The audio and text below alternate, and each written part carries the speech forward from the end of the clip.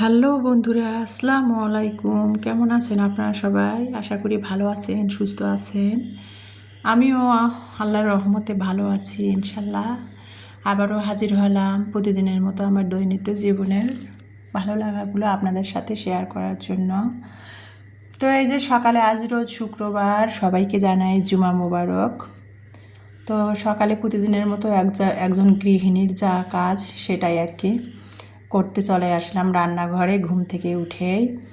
তো এই যে রান্নাঘরে আসলাম, এসে আমার ডিউটি শুরু করে দিলাম। আর আমার প্রিয় আপু ভাইয়া, আমার দর্শক বন্ধুদের সাথে সেলাই আমার ভালো লাগাগুলো একটু শেয়ার করার চেষ্টা করতেছিলাম। তো যাই হোক, এই যে যেটা বলতেছিলাম, সকালবেলা কিন্তু আমি 8টার দিকে, আজকে যেহেতু রোজ শুক্রবার, ইমানির একদিন পর মানে পরীক্ষা হয় উদ্ভাসে, কিন্তু ইমানি কিন্তু আজকে শুক্রবার থাকা সত্ত্বেও কিন্তু কালকেও হয়েছিল না, পরশুদিন পরীক্ষা হয়েছে, কালকে আবার হয়েছিল না। তো আজকে আবার ইমানি শুক্রবার থাকা সত্ত্বেও ইমানি কিন্তু উদ্ভাসে প্রস্তুতি ব্যাচ যেহেতু করতেছে ইন্টারের, তো ওর আবার আজকে পরীক্ষা। ও কিন্তু সকালে 7টার দিকে চলে গেছে পরীক্ষা দেওয়ার জন্য।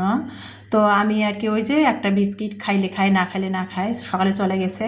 আমি তারপরে আর কোনো দরজা লাগাই দিয়ে ওকে বিদায় দিয়ে তারপরে কিন্তু আমি আবার একটু শুয়েছিলাম ইলমার পাশে। ইলমা ঘুমাচ্ছিল, ওর যেহেতু স্কুল নাই আজকে শুক্রবার। তারপরে 9টার দিকে চলে আসছি রান্নাঘরে। এসে বাচ্চাদের জন্য আর কি ইমানিও চলে আসবে 10টার দিকে, তো সেই জন্য ভাবলাম যে 9টার দিকে রান্নাঘরে চলে আসলাম। বা দুই মেয়েকে আর কি আজকে শুক্রবার ভাবলাম যে একটু নুডলসে, কোকলা স্টিক নুডলসে আর পাস্তায় মিলে আর কি না, মানে সকালে নাস্তা বানাই দেয়। আর আমি সবসময় না খালি নুডলস রান্না করি না, আবার খালি শুধু পাস্তাও রান্না করি না, মানে নুডলসে পাস্তায় মিশিয়ে রান্না করি। তাতে কিন্তু আমার দুই মেয়ে পছন্দ করে। শুধু পাস্তাটা রান্না করলে না চিজ পাস্তা রান্না করতে হয়, আর নুডলসে পাস্তায় রান্না করলে তাহলে আর চিজ দেওয়ার লাগে না। তো সেই জন্য আর কি নুডলসে পাস্তায় মিশাই আমি রান্না করলাম সকালে।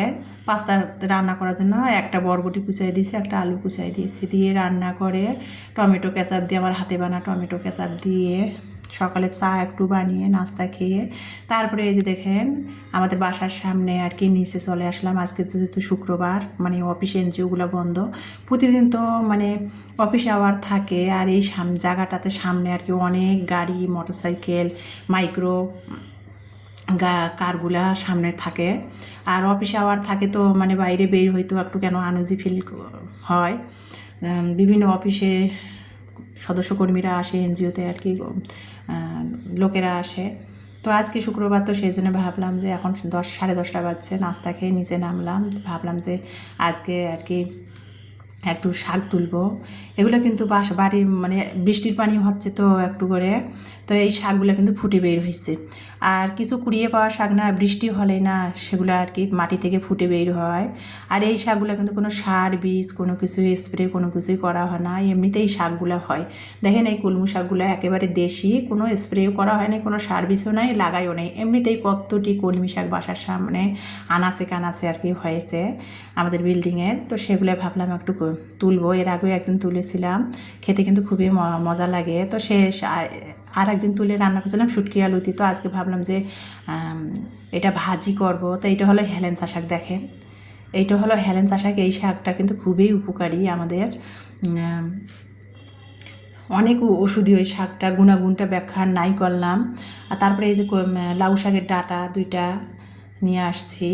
তারপরে তেলা কচুর পাতা 2-3টা ডাল টাইট, মানে একটা টান দিয়েছে, বাড়ির আনাচে কানাচে হয়েছে, একটা টান দিয়েছে, ওয়াল বেয়ে বেয়ে উঠতেছিল, গাছের মধ্যে উঠছে, একটা টান দিয়েছি আর কি। তা পুরো একটা গাছের শিকড় তেলাকোচার পাতা চলে আসছে। তারপরে এই যে লাল লাল শাক ছোট ছোট হয়েছে, পানি ফুটে পানি পাইছে, তো সেগুলো বের হয়েছে, সেগুলো তুলেছি। আর এই দেখেন এটাও একটা শাক, ডাঙ্গা শাক বলে।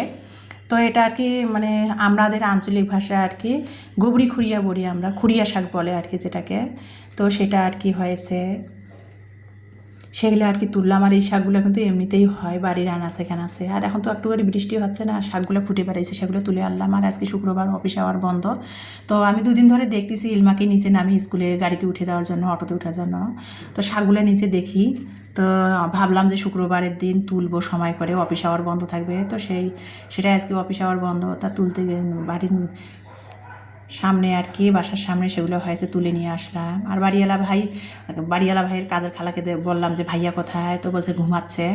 ভাইয়া 5টার দিকে ফজরে ওঠে, তো নামাজ পড়ে হাঁটতে বের হয়, তো তারপরে এসে নাস্তা খেয়ে ভাইয়া কিন্তু একটু ঘুমায়। তো ভাইয়াও ঘুমাচ্ছে, সুযোগ পেলাম যে ভাইয়াও ঘুমাচ্ছে। ভাইয়া জেগে থাকলে আমার কেন যেন আনইজি ফিল লাগে, যদিও কিছু বলে না। আর এগুলো তো কোনো চাষ করে নাই, এমনিতেই শাকগুলো হয়েছে, তারপর আনইজি ফিল লাগে, তো শাকগুলো সেগুলো তুলে নিয়ে আসলাম। আর কেউ নাই তো আশেপাশে, সেগুলো তুলে নিয়ে আসলাম। আর শরম করে কেন জানি, আনইজি ফিল লাগে, তো কেউ নেই আজকে, নিরিবিলি সেই শাকগুলো খুঁটে নিয়ে আসলাম। নিয়ে এসে তারপরে কেটে বেশ ঝেড়ে ঝুড়ে আর একটু পরিষ্কার করে তারপরে ভালো করে ধুয়ে শাকটা ভাজি করে নিলাম। কীভাবে সেটা তো দেখলেন, শাক যেভাবে ভাজি করে সেভাবে ভাজি করে নিলাম।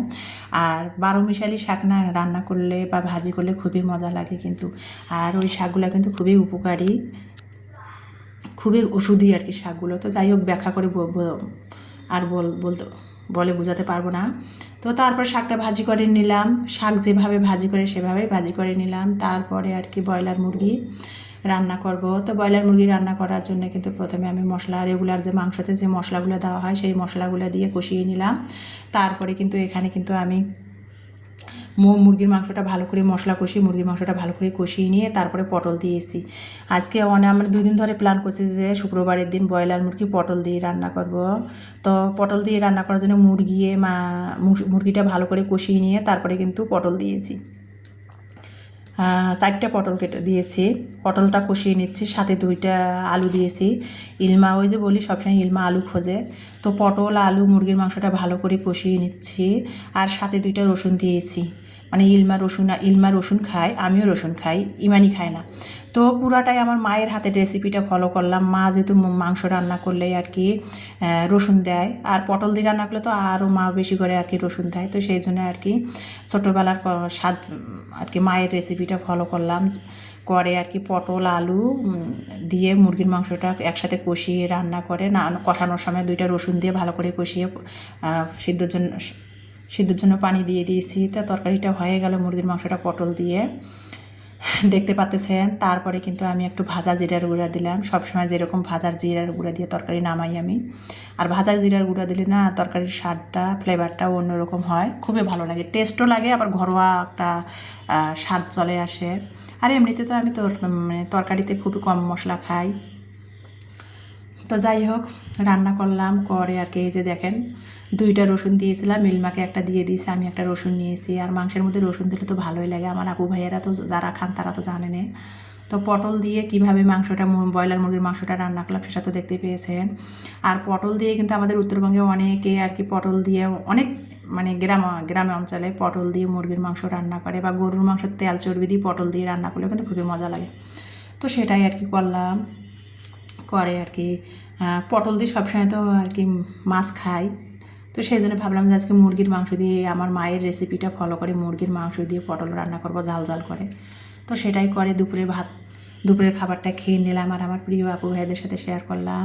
আর ইদানিং না কেন জানি আমার কাঁচামরিচ খাওয়ার খুব ইচ্ছা হয়, শাক ভাজি করলে বা শাক রান্না করলে কেন জানি কাঁচামরিচ খেতে ইচ্ছা করে। আর আমার বোন সবসময় ছোটোবেলায় একসাথে ভাই বোন ভাত খেতে বসতাম, আমার বোন শাক ভাজি করলে আমার মা সবসময় 2টা 3টা করে কাঁচামরিচ নিয়ে খাইতো। কাঁচামরিচ খাওয়া নিয়ে মা কত ওকে বকতো, তাও হঠাৎ করে না ইদানিং না আমারও কেন জানি কাঁচামরিচ খেতে ইচ্ছা করে।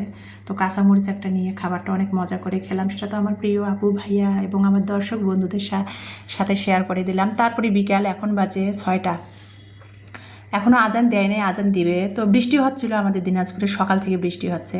তো এখন 6টা বাজে বৃষ্টি থেমে গেছে। তো ইলমা আর কি বলতেছিল আম্মু ছাদে যাবো, তো আমরা ছাদ পিছলা হয়েছে, বৃষ্টি হচ্ছে, স্লিপ খেয়ে পড়ে যাবে, তাও যাবে। তো ইমানি আর ইলমা ছাদে উঠছে, তো আমিও ওদের পিছিয়ে পিছিয়ে গেলাম, যে বিপদ আপদ বলে আসে না। আর ছাদের মধ্যে বৃষ্টি হয়, দেখেন ছাদটা কীরকম শ্যাওলা হয়েছে। আর আজ দেখেন আমার টবের মধ্যে যে গাছগুলো লাগিয়েছিলাম, এই যে রসুন ফুলের গাছ, এই যে আবার এই যে নয়নতারা ফুলের গাছ। তো বৃষ্টি পড়ে না গাছগুলো একবারে তরতাজা হয়ে গেছে, মনে হয় যেন গাছগুলোতে প্রাণ ফিরে আসছে। তো সেগুলো দেখতেছিলাম, আর সেগুলো আমার প্রিয় আপু ভাইদের সাথে শেয়ার করতেছিলাম ছাদে এসে। তারপরে আজান দিচ্ছে, মাগরিবের আজান, যেহেতু ছাদের মধ্যে আর থাকলাম না, ইলমাকে নিয়ে বাসায় চলে আসলাম। এসে মেয়েরা পড়তে বসবে, তো ভাবলাম যে এরকম বৃষ্টির মধ্যে না, এরকম যখন ওয়েদারটা আর কি মেঘলা মেঘলা বৃষ্টি থাকে, তখন কিন্তু ছোটোবেলায় দেখতাম যে মা মানে 4 ভাই বোন আমরা ছিলাম, আমরা তো 4 ভাই বোন। দেখতাম যে মা ছোটোবেলায় আর কি চাল ভাজা দিত সুন্দর করে মেখে। তো সেটা আর কি আমার মনে পড়লো যে বৃষ্টির দিনে কিন্তু চাল ভাজা খেতে ভালো লাগে। 2 মেয়েকে জিজ্ঞাসা করলাম খাবা নাকি, ওরা বলছে যে কেমন করে বানাবা, তোমরা দেখো আমি কিভাবে বানাই, ছোটোবেলার স্বাদ ফিরে আনবো আমার। তো সে যেই কাজ সেই কথা, সন্ধ্যাবেলা একটু চাল ভাজলাম, বৃষ্টির মধ্যে চাল ভাজা খেতে তার মধ্যে ভালো লাগে, সাথে একটু রচা বানাবো। তো চালটাকে মানে আমি আর কি আধা পট চাল নিয়েছি এখানে, নিয়ে কিন্তু একটু লবণ দিয়ে চালটা একটু পানি ছিটা দিয়ে মেখে নিলাম, আঠা আঠা করে মেখে নিয়ে তারপরে ভাজতেছি দেখেন। আর মিনিকাট চাল তো মানে মোটা চাল হলে চালটা ফুটতো, সুন্দর হইতো, আরও ফুলে উঠতো। মিনিকাট চাল তো চিকন চাল, সহজে কিন্তু ভালোভাবে ফোটে না। তো খাইতে ইচ্ছা হচ্ছে কি আর করার, তার মধ্যে চালটা ভেজে নিলাম। ইলমা বলতে দাও আম্মু তোমার আমি চাল ভাজা মাখাবা, আমি রসুন পেঁয়াজ মরিচ আদা কুচাই দেই। তো ইলমা পাশে কুচাচ্ছিল সিংয়ের পাশে, আর আমি চুলার মধ্যে ভাজতেছিলাম। আর এই যে দেখেন চাল ভাজলাম, তো 2 মেয়েকে বলছি তিল আছে তিসি আছে খাবা নাকি চাল ভাজার সাথে, তো ওরা বলছে ওগুলো আবার খায় নাকি। তো আমি বলছি হ্যাঁ খেয়ে দেখো অসম্ভব মজা লাগে। তো এই যে তিসি ছিল, একটু তিল ভাজা খাবে না, তো চাল ভাজার সাথে একটু তিসি ভাজবো। তো তিসি আগেরই ছিল কেনা, তো ভাবলাম যে তিসি একটু ভেজে নেই, চাল ভাজার সাথে মিশিয়ে খাবো, মজা লাগে কিন্তু। চাল কালাই তিসি তিল এগুলো ভেজে একসাথে আমাকে তো মেখে খেতে অনেক মজা লাগে। তো তিসিটা কীভাবে ভাজলাম, আর তিসিটা দেখেন কত সুন্দর ফুটতেছিল। আর পাশে কিন্তু ম্যাজিক চুলাতে রসা একটু বসাই দিয়েছি। আর এই যে পেঁয়াজ কুচি নিয়েছি, রসুন কুচি কাঁচামরিচ কুচি আদা কুচি, সাথে একটু বিট লবণ দিচ্ছি, মশলা বিট লবণটা শেষ হয়েছে, বিট লবণ দিচ্ছি, সরিষার তেল দিয়ে সবগুলো একসাথে হাতের সাহায্যে ভালো করে মেখে নিব, নিয়ে চাল ভাজা আর তিসিটা ভালো করে মাখিয়ে নিব, নিয়ে তারপরে সন্ধ্যাবেলা আজকে একটু নাস্তা খাবো চাল ভাজা। সেই ছোট্টবেলার স্বাদ, এরকম বৃষ্টির মধ্যে চাল ভাজা ভাই বোনে একসাথে বসে খাওয়ার মজাই আলাদা, সেই স্বাদ ফিরে পেলাম আজকে আমি। তিসিয়ে চাল ভাজায় সুন্দর করে কীভাবে মেখে নিলাম সরিষার তেল দিয়ে, সেটা তো দেখতে পেয়েছেন। আর সাথে একটু ওই যে ইলমা মাখাচ্ছিল, কাছে আমু দাও মেখে দিই তোমার হাত কেটে গেছে হাত জ্বলবে, তো ইলমা মাখাচ্ছিল আর আমি হাত দিয়ে উঠে উঠে তিসিগুলো খাচ্ছিলাম। তো এই যে ইলমা মাখাই দিল আর হাত দেখাচ্ছে, কাছে আমু দেখো আমার হাত, আন্টিদের দেখাইও আমার হাতটা, ভিডিওর সামনে হাতটা নিয়ে দুষ্টামি করতেছিল। তো বললাম যে হাত জ্বলবে তাড়াতাড়ি সাবান দিয়ে হাতটা ধুয়ে নাও। আর কত সুন্দর করে ইলমা চাল তিসি মাখাইছে, সেটা খাচ্ছি। আর আমার প্রিয় আপু ভাইয়া আর আমার দর্শক বন্ধুদের সাথে শেয়ার করতেছি। সন্ধ্যাবেলা চাল আর তিসি ঝালঝাল করে মাখিয়েছি। আসলে এগুলো হলো মুখরোচক খাবার, মাঝে মধ্যে এগুলো খেলে কিন্তু আসলে মুখের স্বাদ ফিরে আসে। সেই ছোট্টবেলার আর কি একসাথে ভাই বোন চাচি ফুপু সবাই এভাবে আর কি এক গামলা করে চাল কালাই তিসি ভেজে খাইতাম, সেই কথা মনে পড়তেছিল। এরকম ঝুমঝুম বৃষ্টি পড়ে আর এরকম চাল কালাই ভাজা সাথে রচা, তাহলে তো জমে যায়, আর কোনো কিছু লাগে না। মোগলাই পরোটা এগুলো কোনো কিছুর প্রয়োজন হয় না, এগুলো খাবার কিন্তু আসলে মুখের স্বাদ ফিরে আনে। তো ভিডিওটা এই পর্যন্ত, আল্লাহ হাফেজ, আজকের মতো বিদায়।